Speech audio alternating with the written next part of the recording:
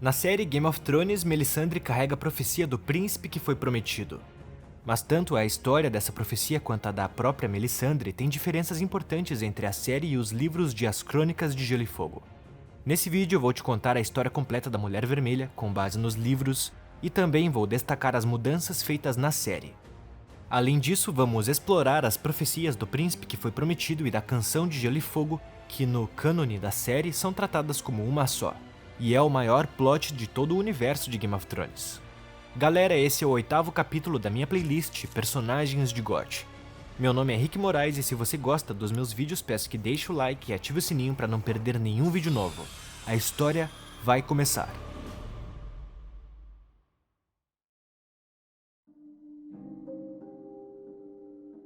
No final do primeiro livro da saga A Guerra dos Tronos, Ned Stark é executado em Porto Real e Daenerys Targaryen ganha 3 dragões. Logo após esses eventos, já no início do segundo livro, A Fúria dos Reis, um cometa vermelho aparece no céu, sendo interpretado de diferentes maneiras por diversos personagens. Enquanto isso, no norte, a ameaça dos vagantes brancos começa a se tornar real. Foi nesse cenário que surgiu Melisandre, uma ex-escrava vinda das terras sombrias de Ashai. Em Pedra do Dragão, ela servia a Stannis Baratheon há algum tempo e, ao avistar o cometa vermelho cortando os céus, acreditou que era o sinal. Stannis era a reencarnação de Azor Ahai, o príncipe que foi prometido. Entre os servos de Stannis, ela era temida, chamavam-na de Mulher Vermelha, mas não ousavam dizer seu nome em voz alta. Ela acreditava que Stannis, recém-proclamado rei, cumpre a antiga profecia de Ashai sobre o renascimento de Azor Ahai. Determinado a impedir que a loucura de Melisandre se espalhe além de Pedra do Dragão, o mestre Crescent propõe um brinde usando vinho envenenado. Melisandre, usando sua magia, já sabia da tentativa de assassinato. Mesmo assim, ela bebe a maior parte do vinho e permanece ilesa, enquanto o velho mestre Crescent morre diante dela. Embora o rei Stannis não compartilhe da mesma fé fervorosa de sua esposa e dos homens dela em sua corte, Melisandre o convence a queimar as estátuas da Fé do Sete em Pedra do Dragão, oferecendo-as como sacrifício a R'hllor. Fora dos portões do castelo, ela proclama Stannis como Azor Ahai, renascido, e o faz arrancar uma espada do meio das estátuas em chamas, declarando-a como a lendária Luminífera. Stannis adota um novo brasão, o veado coroado da Casa Baratheon dentro do coração em chamas do Senhor da Luz. Em Porto Real, após a morte de Ned e do rei Robert Baratheon, Mindinho recorda ao pequeno conselho que, anos atrás, Varys relatou o envolvimento de Selyse Florent com uma sacerdotisa vermelha. Enquanto isso, Renly Baratheon, senhor de Ponta Tempestade, também se autoproclama rei e reúne o apoio das Terras da Tempestade e da Campina. Quando Stannis zarpa de Pedra do Dragão para sitiar Ponta Tempestade, Melisandre o acompanha. Ela pede que Stannis encontre Renly uma última vez, para lhe oferecer a chance de jurar lealdade. Durante a reunião, Melisandre atua como porta-bandeira de Stannis. Ela já havia visto nas chamas a morte de Renly e, fora dos muros de Ponta Tempestade, gera uma sombra assassina com o rosto de Stannis, que mata seu irmão na véspera da batalha.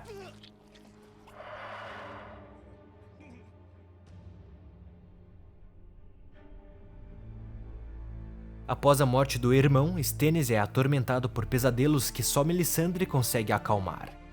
Alguns senhores das Terras da Tempestade se unem a Stannis, mas Ponta Tempestade resiste sob o comando de Sor Courtenay da Casa Penrose. Depois, Stannis diz a Davos que Melisandre previu a morte de Sor Courtenay dentro de um dia. Ele também revela ter visto uma visão de Renly esmagando suas forças em Porto Real, visão que agora acredita ter sido evitada pela morte de Renly. À noite, Stannis ordena que Davos leve Melisandre sob Ponta Tempestade. Lá, ela dá à luz uma segunda sombra assassina, que mata Sor Courtenay Penrose.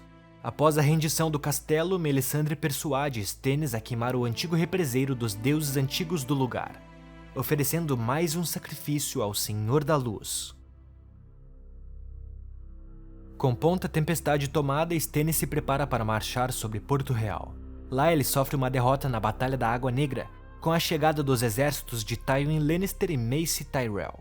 Na vanguarda, Sir Garland Tyrell veste a armadura verde do falecido Renly, cumprindo de maneira trágica a visão que Melisandre havia tido.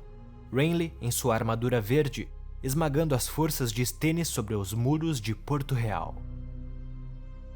No livro A Tormenta de Espadas, Melisandre e a rainha Selyse Florent seguem fervorosamente a fé do Senhor da Luz. Enquanto o rei Stannis se recupera do ataque contra Porto Real, elas realizam sacrifícios em Pedra do Dragão, queimando lordes menores numa tentativa desesperada de buscar os favores de seu deus. Quando Sir Davos Seaworth retorna da derrota na Baía da Água Negra, encontra a Pedra do Dragão tomada pela influência de Melisandre. Stannis, abatido, recusa-se a ver qualquer pessoa que não seja sua sacerdotisa. Consumido pela dor e pela raiva, Davos decide que deve matá-la, acreditando que foi ela quem condenou seus 4 filhos na Batalha da Água Negra. Mas Melisandre vê a intenção de Davos nas chamas antes que ele possa agir.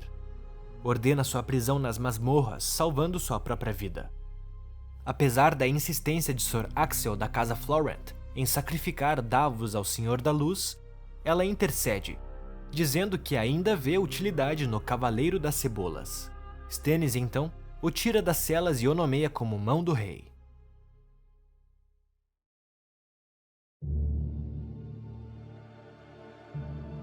Melisandre fala a Stannis sobre o poder oculto no sangue dos reis.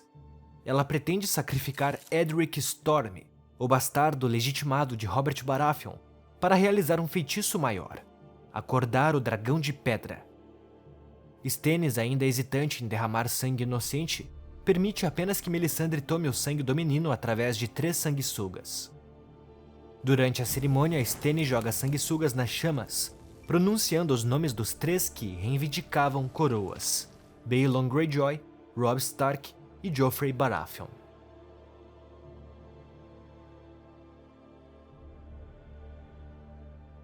Com o passar dos meses, as mortes começam a se concretizar. Melisandre vê nisso a prova de que o sangue real tem poder. Ela pressiona Stannis para sacrificar Edric Storm definitivamente, afirmando que mais inimigos surgirão para tomar as coroas dos reis mortos. Stannis, dividido entre a fé e a honra, começa a ceder, mas Sir Davos, desconfiado, percebe o risco. Davos envia Edric secretamente para as Cidades Livres, salvando-o da fogueira. Quando finalmente recebe a notícia da morte de Joffrey, Stannis, furioso e convencido da eficácia da magia, decide que já não há razão para poupar Edric. É então que Davos revela que o menino foi enviado para longe, um ato que quase lhe custa a cabeça. Davos, porém, entrega ao rei uma carta de Mestre Aemon, pedindo socorro. Ele fala sobre uma ameaça maior surgindo ao norte, muito além dos Jogos dos Tronos. Uma ameaça que coloca todo o reino em risco.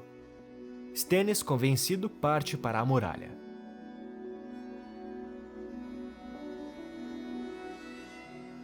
Antes da travessia, Melisandre ordena que mais um Lorde seja queimado para obter ventos favoráveis à viagem. E já nas proximidades da muralha, ela usa sua magia para matar a Águia de Orwell, um dos troca-peles dos selvagens, desestabilizando suas forças. Ela aproxima Jon Snow de Stannis, tentando manipulá-lo a aceitar a oferta do rei, a promessa de ser legitimado como senhor de Winterfell, em troca da destruição do velho represeiro de Winterfell, um sacrifício exigido em nome do Deus do Fogo. Melisandre acredita firmemente que Stannis é o príncipe que foi prometido. Ela anuncia aos oficiais da Patrulha da Noite que as fogueiras precisam ser acesas para enfrentar o verdadeiro inimigo, o Grande Outro.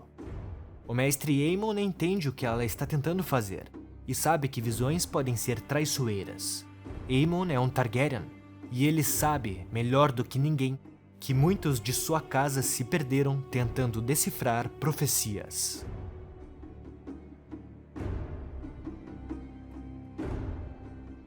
No livro O Festim dos Corvos, Stannis Baratheon pretende executar Mance Rayder, o autoproclamado rei para lá da muralha. Melisandre, porém, vê uma oportunidade maior. Ela planeja sacrificar Mance às chamas de seu deus, acreditando que o sangue de um rei poderia despertar o lendário Dragão de Pedra. Jon Snow, agora senhor comandante da Patrulha da Noite, desconfia das intenções de Melisandre.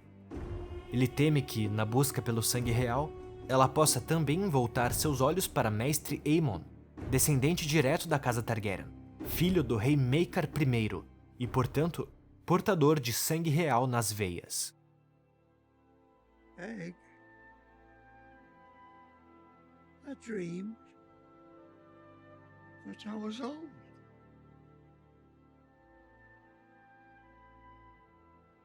Para proteger Aemon, Jon decide enviá-lo para Vila Velha, com a missão de pesquisar informações sobre dragões e profecias. Samuel Tarly e a jovem Gilly são designados a acompanhar o velho mestre. Para proteger também o bebê recém-nascido de Mance Rayder, Jon arquiteta um plano. Força Gilly a levar o filho de Mance para a Vila Velha, fingindo que o menino era seu próprio filho. Enquanto todos acreditavam que Gilly estava partindo com seu bebê, ela, na verdade, carrega a criança de Mance, garantindo que o filho dele escape do destino das chamas. Dessa forma, Jon salva não apenas Mestre Aemon, mas também o herdeiro de Mance, frustrando os planos de Melisandre.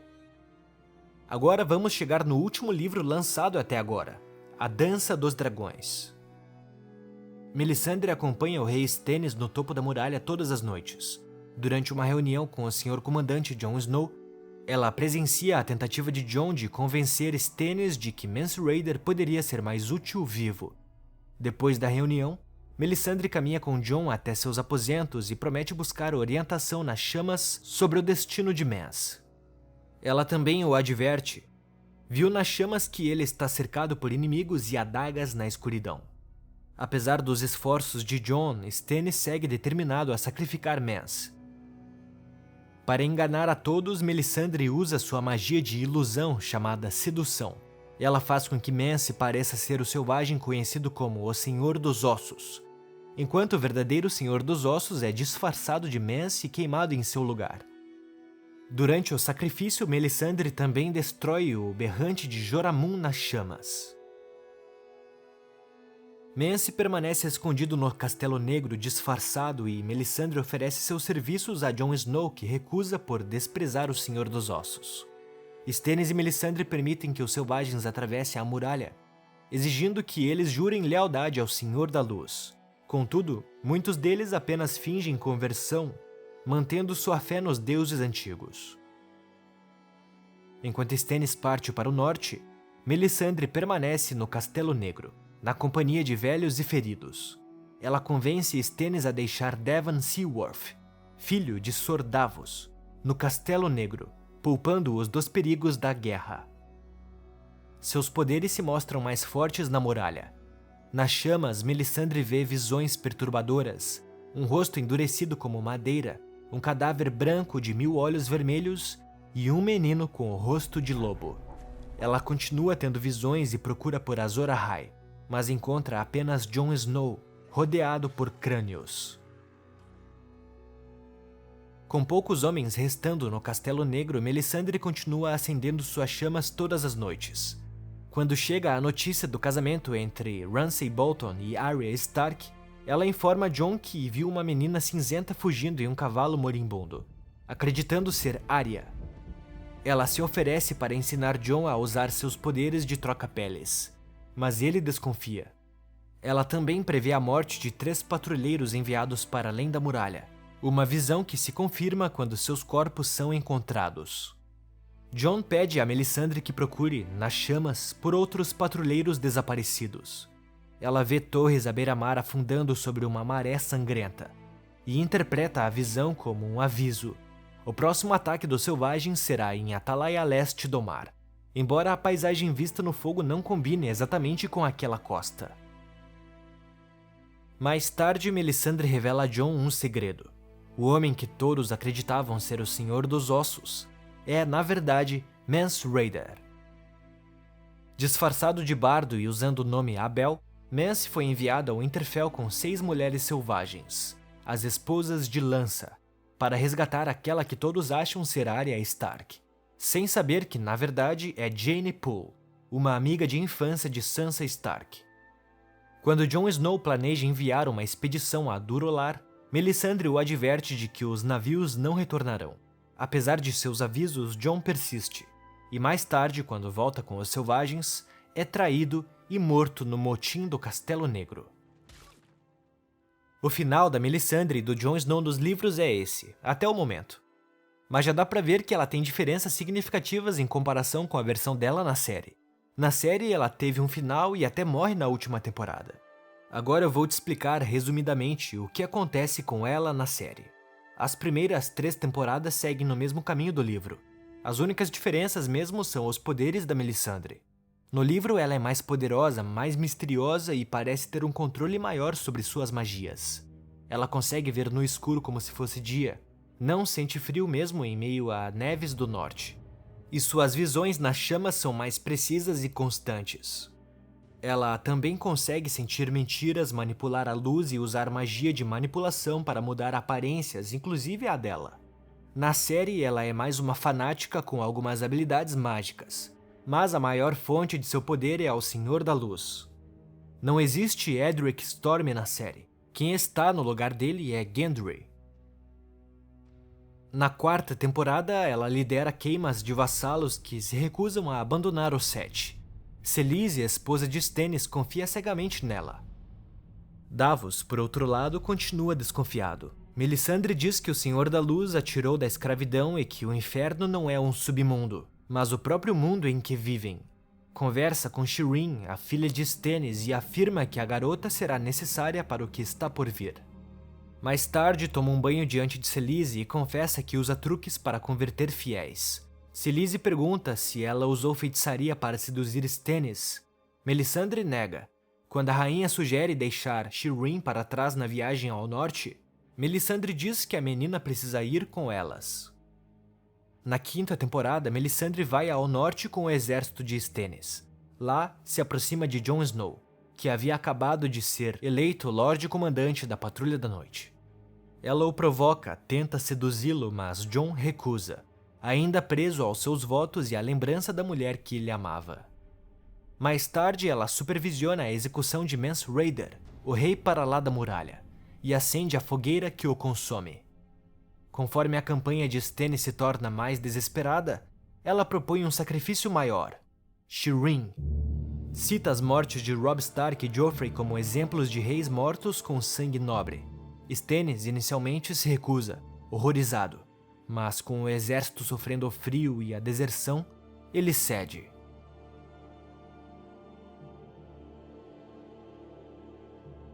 Shireen é queimada viva sob o olhar desesperado da mãe e a fé inabalável de Melisandre. No dia seguinte, a neve derrete, mas o preço foi alto. Metade do exército abandona Stannis e Selise se enforca. Quando Melisandre vê o colapso se aproximar, ela foge, deixando Stannis para morrer sozinho.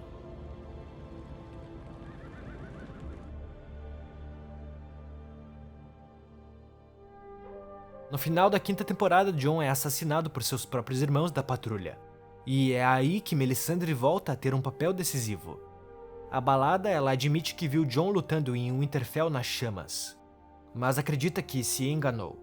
Retira seu colar diante do espelho, revelando sua verdadeira forma, uma velha frágil, com muitos séculos de idade. Pela primeira vez, Melisandre parece duvidar de tudo. Davos insiste que ela tente trazer Jon de volta. Ela reluta, mas realiza o ritual. Lava o corpo, corta o cabelo, faz preces. Todos saem, decepcionados, achando que ela falhou. Mas Fantasma, o lobo de Jon, desperta. E então... Quando Melisandre o vê vivo, ela não esconde sua surpresa. Pergunta o que ele viu do outro lado. Jon diz que não viu nada. Para Melisandre, a revelação é desconcertante. Ela admite que Stannis não era o príncipe prometido. Mas insiste, alguém deve ser. A esperança dela se transfere para Jon. Ela continua ao lado dele durante sua liderança no Castelo Negro. Observa a execução dos traidores e, quando Sansa chega fugindo dos Bolton, ela apoia a decisão de Jon de marchar contra Ramsay. Na Batalha dos Bastardos, Melisandre não luta, mas fica em segundo plano, rezando.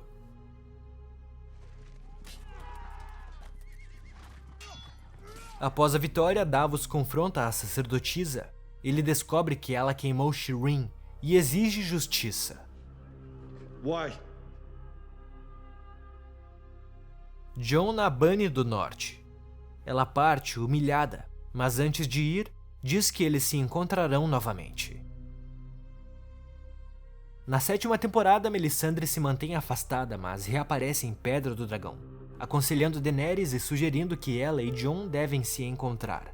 Depois parte para Volantis, dizendo que já fez o que precisava fazer, mas que retornará uma última vez para morrer naquele continente. Essa promessa se cumpre na última temporada. Durante a Batalha de Winterfell, Melisandre surge misteriosamente em meio à neve, cavalga até os Dothraki e acende suas lâminas com fogo. Dentro do castelo encontra Davos, que a encara com raiva. Mas ela diz que morrerá antes do amanhecer, e ele a deixa passar.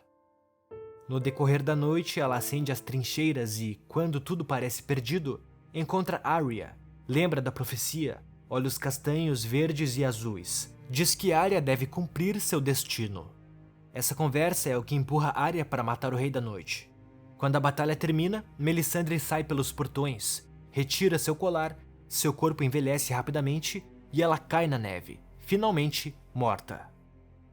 Esse é o fim de Melisandre na série. Ela começou como uma fanática perigosa, disposta a sacrificar inocentes em nome de uma visão distorcida do bem.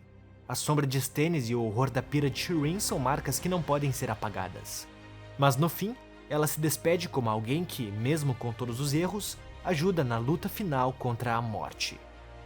Ela acreditou em Stannis Baratheon, proclamando-o como Azor Ahai, renascido. Depois, sua fé se voltou para Jon Snow. Mas afinal, quem foi Azor Ahai? Existiu mesmo? Teria sido Jon Snow, ressuscitado pela própria Melisandre? Ou Daenerys, que trouxe o fogo que queimou os mortos e salvou incontáveis vidas antes de cair? Quem sabe ambos, ou nenhum deles. Na série, Daenerys parece ter sido quem mais contribuiu para a vitória contra os outros.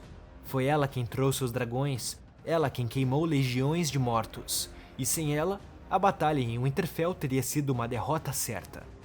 Em muitos sentidos, ela foi o fogo na Canção de Gelo e Fogo, mas não derrubou o Rei da Noite. Essa glória coube a Arya Stark, talvez o gelo da profecia. Jon, por outro lado, foi o símbolo da união entre o Norte e o Sul. Morreu e voltou, carregando o peso do dever, mesmo que sem a coroa. E ainda assim, a lâmina de Arya é o que pôs fim à escuridão. Uma reviravolta que a série escolheu como a conclusão da profecia, mesmo que o Rei da Noite sequer exista nos livros. Nos livros, a profecia do príncipe que foi prometido permanece aberta. Pode ser Jon Snow, pode ser Daenerys, pode ser até o jovem Griff, um personagem ausente da série, mas crucial na intriga política. Ou quem sabe, talvez esse príncipe nunca tenha existido. Talvez a profecia seja só um reflexo das esperanças humanas diante do medo do fim. Porque o que realmente importa pode não ser o escolhido, mas a união dos vivos diante da longa noite. Uma noite que volta sempre, como um ciclo inevitável, e que só pode ser vencida se o reino estiver unido. Não por um rei ou rainha prometidos, mas por todos que se recusam a esquecer que, um dia, o inverno voltará. Eu estou ansioso para ver o desfecho dessa história quando lançar Os Ventos do Inverno. Quem você acha que é o Azor Ahai? Comenta aí embaixo. Se você gostou, peço que deixe o like, se inscreva no canal e ative o sininho para não perder nenhum vídeo novo. Não se esqueça de ver os meus outros vídeos do canal. Muito obrigado a todos e te vejo no próximo vídeo.